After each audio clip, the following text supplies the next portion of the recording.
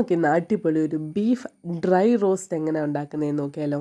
അതിനു വേണ്ടി നമ്മുടെ ബീഫ് നമ്മൾ നല്ലതുപോലെ കഴുകി കുക്കറിലിട്ട് ആവശ്യത്തിന് മുളക് പൊടിയും മഞ്ഞൾപ്പൊടിയും മല്ലിപ്പൊടിയും ഉപ്പും കൂടെ ഇട്ട് നമുക്ക് നല്ലതുപോലെ ഒന്ന് മിക്സ് ചെയ്ത് ഇച്ചിരി ജിഞ്ചർ ഗാർലിക് പേസ്റ്റും കൂടെ ഇട്ട് മിക്സ് ചെയ്തിട്ട് നമുക്ക് ആവശ്യത്തിന് വെള്ളം ഒഴിച്ചിട്ട് ഇതൊരു 5-6 വിസിൽ നമുക്കൊന്ന് കേൾപ്പിക്കാം. ആ സമയം കൊണ്ട് നമുക്ക് പാൻ എടുത്ത് എണ്ണ ഒഴിച്ച് നിങ്ങളുടെ എരി അനുസരിച്ച് പച്ചമുളക് ഇട്ട് നമ്മുടെ സവാളയും കൂടെ ഇട്ട് ഒരു ശകലം ഉപ്പും കൂടെ ഇട്ട് അത് നമുക്കൊരു 10 മിനിറ്റ് ലോ ഫ്ലെയിമിലിട്ട് നല്ലതുപോലെ ഒന്ന് സോട്ട് ചെയ്തെടുക്കാം.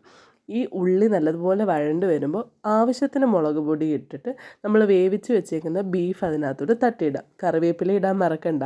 നമ്മൾ വേവിച്ച് വെച്ചേക്കുന്ന ബീഫ് അതിനകത്തോട്ട് തട്ടിയിട്ടിട്ട് നമ്മുടെ ആ ബീഫിൻ്റെ വെള്ളം വറ്റുന്ന വരെ നമുക്കൊരു ഹൈ ഫ്ലെയിമിൽ അത് ഇട്ടേക്കാം. വറ്റി കഴിയുമ്പോൾ നമുക്ക് ആവശ്യത്തിന് കുരുമുളക് പൊടി ഇട്ട് പിന്നെ ലോ ഫ്ലെയിമിൽ നമുക്കൊരു 10-20 മിനിറ്റ് അത് നല്ലതുപോലെ ഡ്രൈ ആക്കി എടുത്താൽ നമ്മുടെ